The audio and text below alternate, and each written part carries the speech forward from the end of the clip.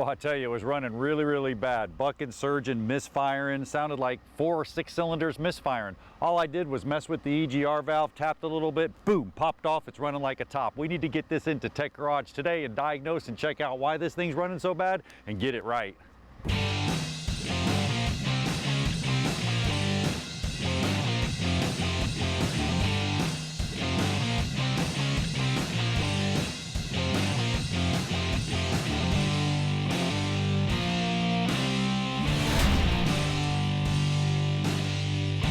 Welcome to Tech Garage, presented by rockauto.com. Well, I pulled the Mustang up to the shop and it was running horrible, man. It was shaking, bucking. Thought it was a misfire. Started messing with the EGR valve. Bam, popped off. Started running like a top, Brian. Possibly an EGR problem? I'll tell you what, I think your instincts were spot on. I just got a P0401 code, which means a low pressure differential within the exhaust gas recirculation system, so I think we're onto something. Yeah, it explains a lot. You know, there's a couple tests you can run right out in the driveway. You got a vacuum system like this with a vacuum EGR. First thing you want to make sure is you have source vacuum, but a big misconception, you don't want source vacuum at the EGR because the computer will control that through a solenoid. So I want to make sure it's down here at the solenoid. I'll pull that off and check it. And then what I can do, Brian, is I can actually pull this off and simulate this thing opening. It should run like it was running out there. Still running pretty bad. It may be hung up a little bit. Let's see what happens. Well, crank it up. And Fords are famous for this, right? So let me give you just a little bit of vacuum. You ready? Yep, crank it up, clear. Great, so we got it running now. I'm just gonna unplug the vacuum source going to it, and then I can hook it up right there. And then what we should be seeing, and we do, is we're actually looking at source vacuum, anywhere from 16 to about 22 inches of mercury. This one's at 15. We're in good shape there, so I can plug that back in so we don't have a big vacuum leak. Now the cool part is Rock Auto supplied me with this vacuum gauge along with this vacuum pump. Now I can take this vacuum pump and I can put it right across the EGR valve itself. Now when I do that, I should be able to pick that up. Wow, and you can hear it. That's exactly how it was running outside. So EGR open, EGR closed. So that's a good indication that was the problem. Go ahead and cut it off, Brian. Now those two tools, like I said, rockauto.com, great diagnosis, no problem with it. Brian, it definitely pop it open and pop and close, and it was running just like it was in the parking lot. Makes all the sense in the world. The symptoms line up. So I'll tell you what, why don't I get started taking that off? We got all the new parts we need here from Rock Auto. We talked about the vacuum lines, the importance of good vacuum flow. We might as well replace them while we're at it. Yep. Not terribly hard to do. And that's the cool part, the EGR, and I also got the hoses because it's a real common problem with these Fords. It goes down to this difference and pressure valve right here. It actually goes down to the exhaust manifold, so I'll get started on those. But before I do, let's talk a little bit about EGR and what EGR is. Well, it's exhaust gas recirculation, exactly what it sounds like. I'm taking exhaust gases and I'm putting them back into the engine, which is an inert gas. They're not burning, and I'm creating a controlled misfire. Well, why do we want to do that? We're actually reducing engine temperatures and reducing NOx, oxides of nitrogen, when it comes to emissions. So that's pretty cool. And you can see it on this graphic. You can see it coming here from the exhaust. It comes out, and then right above the exhaust, that's the EGR valve. And then what happens is that EGR valve at given times, not at an idle, that's not good, but when we're going down the highway called a drive cycle, it's actually going to open, and it's going to allow some of this inert gas to go back into that cylinder, create a controlled misfire, lowering those cylinder temperatures. Now you can see all the parts right here on the Mustang. The EGR valve starts right here. Then we go over to the solenoid valve. The solenoid valve is what allows it to go into the actual EGR valve. And then Brian mentioned earlier, this is the DPIFI valve, a difference in pressure feedback. And this is the EGR system right here that actually reads when it opens and closes, it looks at the exhaust. So it's pretty cool, Brian. Wow, you got that off already? Absolutely, got it off already. Now, this is interesting because you can't visually see anything wrong here, but clearly with the test he ran, that plunger is ineffective and not working. It's failing somehow. Now, other interesting symptoms, things that can happen when you have a bad EGR system, the vehicle will start running rich, and the computer's constantly trying to compensate. Everything runs hotter. You can foul the plugs and actually get a lot of carbon on your plugs. Your catalytic converters, the honeycomb, gets hotter inside that. A lot of bad things happen when you don't have that balance. That's for sure. Now what I'm going to do is I'm going to go ahead and replace these hoses right here. You already got the EGR valve off, no problem. Now this is a vacuum actuated system. There's plenty of other systems, and we'll take a look at them all right after this break. There's plenty more. Tech Garage presented by rockauto.com.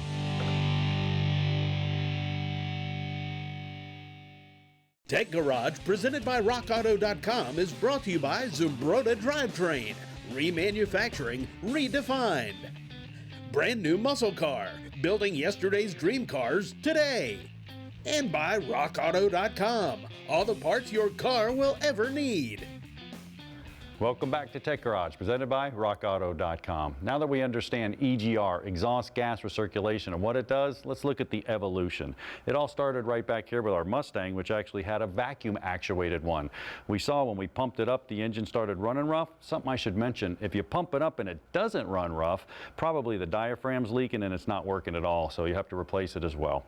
Now this thing is actually monitored by the computer by this differential valve, this difference in pressure regulation. It's an EGR system. So what happens when it opens up, you get this huge void in the exhaust of exhaust gases, and it senses that. Now some cars use a MAP sensor, a manifold absolute pressure sensor. Same thing, when we open this up, we're creating this big hole in the exhaust going into the intake. It changes pressure in the MAP sensor, the intake manifold, and it can tell if it's working or not. Kind of a tough thing to diagnose for the car, but we did a good job on ours. Then Ford actually went to this one right here, which is just the same thing with everything built into one unit. A lot of misdiagnosing going on with these guys, so they put it all together here. You can see the actual valve, the solenoid, the differential valve, and the EGR in one small package. Then we went to what's called a digital EGR valve, and this is pretty cool. You've probably seen this on a lot of cars. This digital EGR valve right here uses 3 different solenoids, so it can do 33%, 66%, or 99, almost 100% EGR, depending on the car and the needs and what's going on when we need EGR or not. And this is cool because I can show it to you in action. So if I come over here and I click this to the battery right there, watch this guy right here. You see this? Now it's going up and down because that's 33%. Now that would put a little EGR valve gas in there, not a whole lot. I can do the other one, puts that one in, but the computer, if I can get these 2 wires together, would do them together. Now that would be 66%. EGR gas is going in there, cooling the cylinders. Well, how does it do that? Well, it's a misfire, so there's a lot of raw fuel in there, and that raw fuel is cooling the cylinders, and it's reducing that NOx. Now I can't get all 3 wires in my hand, but it would open up all 3 and cause 100% EGR. It would run pretty rough at that point, but boy, it would sure cool the cylinders. This one right here, this is a linear EGR valve. That's the next step. Now this one here, the computer can move it at gradual steps wherever it wants it. So we got a lot more precise control when it comes to that exhaust gas recirculation or the flow of that inert gases going back into the cylinder. Linear EGR valve. Well, you probably went out to a new car and popped a hood, no EGR valve. Well, what's going on there? That's pretty cool. In an episode a season ago, we actually looked at variable valve timing, and this engine has it right here. Well, what does that have to do with EGR? Well, watch this. What happens is we're moving the timing back and forth, so we can actually move the position of the camshaft. If we can move the position of the camshaft with the timing, what happens then is we can create what's called valve overlap. We can actually just close the valve a little early, keep that inert gas in the cylinder, bam, there's your lower temperatures, there's your EGR, you don't even need a valve. Pretty cool look at the evolution of it, but we need to check in with Brian and make sure our Mustang's running primo. One final check, we got the new vacuum lines installed all the way down to the exhaust manifold. They're connected well down there and up out of the way. So next step is we're going to take this new EGR valve, install it. We've got, of course, a new gasket we also got from Rock Auto. Very simple to do. You want to make sure the surface, mounting surface here is clean, no carbon, no burrs. We're good there. I'm going to take the exhaust gas feed and reconnect that nut first. There's not as much flexibility in that line, so it's going to actually make this a little bit easier. We're reusing the original bolts, but be really careful not to strip anything here. Most of these are magnesium, alloy, and aluminum, so it's really easy to strip. Take your time here. And I'll tell you what, you may need a torque spec to follow, but we're really close to our test drive. Yeah, we are. And what we want to do is we actually want to verify the customer's concern. A couple steps there. Take the scan tool. You want to go in there and clear the code. Brian, nobody likes driving around with a check engine light, so turn off that light. And then the test drive, well, not so much like normal. A test drive for an EGR, there's some enable criteria the computer has to meet. I know that's a big word, but look at this graphic right here. It's called an OBED 2 drive cycle. And you can see it's not running at idle. That wouldn't be a good thing. So it's running really at Excel, 55 miles an hour, 20 miles an hour with the clutch depressed and up 3/4 throttle. So really it's an intrusive test. It's putting that inert gas, causing a misfire, but the computer doesn't want you feeling it. So just take it on a nice test drive, maybe out on the highway, come back. If that check engine light's not on, you're good to go. Absolutely. Very simple to do. And again, follow torque specs here if your vehicle calls for them. This thing's going on nicely. We got one more vacuum connection to make, and I think we're ready, buddy. Hey, we're good to go. And you know what? You want to stick around because the Garage Ed segment, we're talking about electrical diagnosing and we're talking about protection devices. We're actually going to burn a fusible link. Man, it's going to be a smoking segment, so stick around. There's plenty more Tech Garage presented by rockauto.com.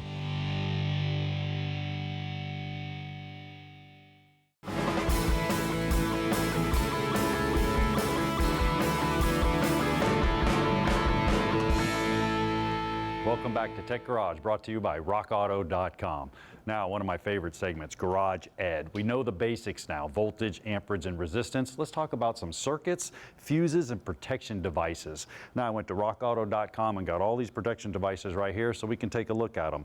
You could have a fuse, you can have a circuit breaker, or you can even have an older car. They have parts for that as well. These are the old glass type fuses right here. Now, fuses, they come in shapes and sizes as well. You can see actually the mini fuses right here, the regular fuses, and then the maxi fuses. Now I'm going to look at the circuits, and we're going to go through each one of the circuits. The first one I want to look at, well, that's a series circuit. Series circuit, think about that inexpensive Christmas lights on your tree, you know, where one of the bulbs are out and then you're there for 4 or 5 hours trying to figure out which one it is.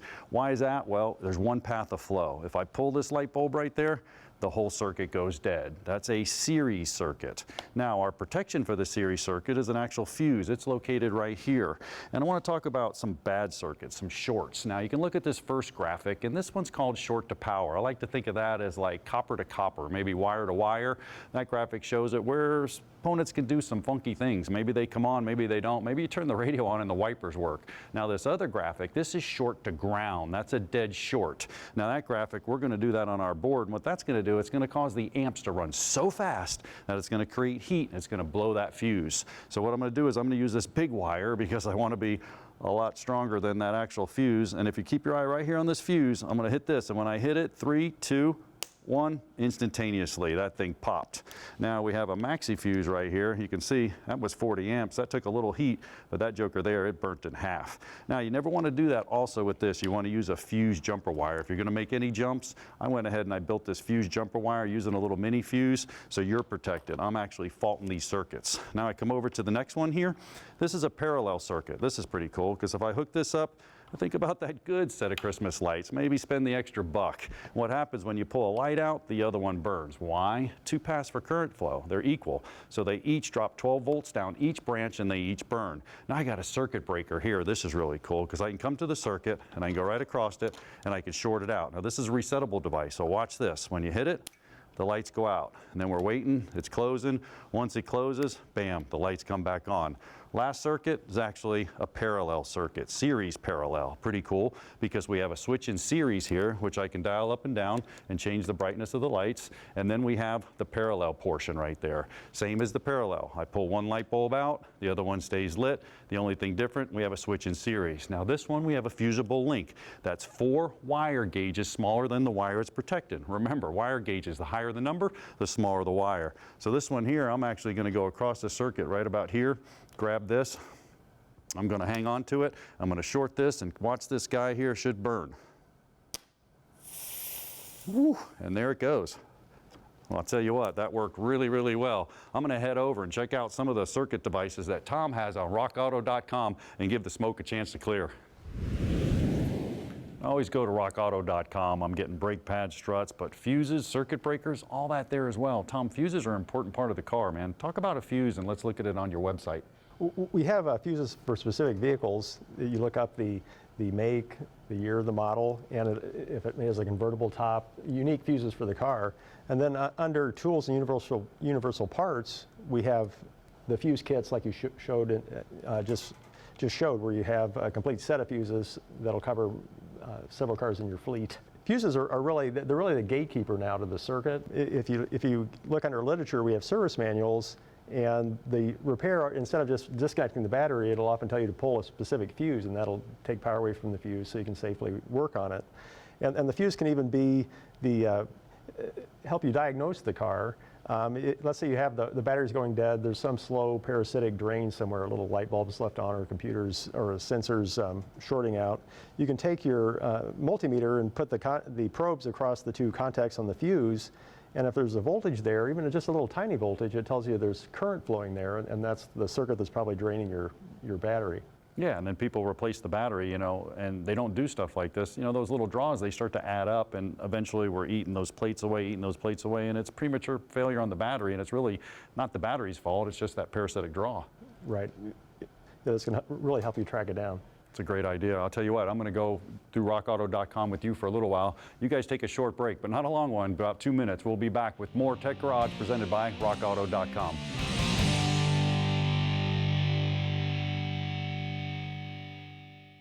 Tech Garage, presented by RockAuto.com, is brought to you by Pedal Commander. Make every car a performance car with Pedal Commander. B-Rod or Custom. Every build we do is a custom fabrication. And by RockAuto.com. All the parts your car will ever need. Welcome back to Tech Garage, brought to you by rockauto.com. Folks, it is time for our favorite segment of the show, the video question of the week. Yeah, and this one has to do with a problem with the rear end. Let's check it out. Hey, this is my van. I got about 150,000 miles on it. I noticed it's starting to whine whenever I accelerate and decelerate. I think it's the differential going out, but how do you open up and check it? Well, Trey, first off, hats off to you. Making deliveries in a cargo van, that's the backbone of America, man. We love you. Now, that cargo van's the key word because that's a big echo chamber. So you're hearing a lot going on, and it's probably the differential. You're probably right. The XL and decel, that's a huge clue. Brian, you got some driveway tips you can show Trey. Super fancy tool for you, Trey. A mechanic's stethoscope will go a long, long way here. You want to check this outer wheel bearing.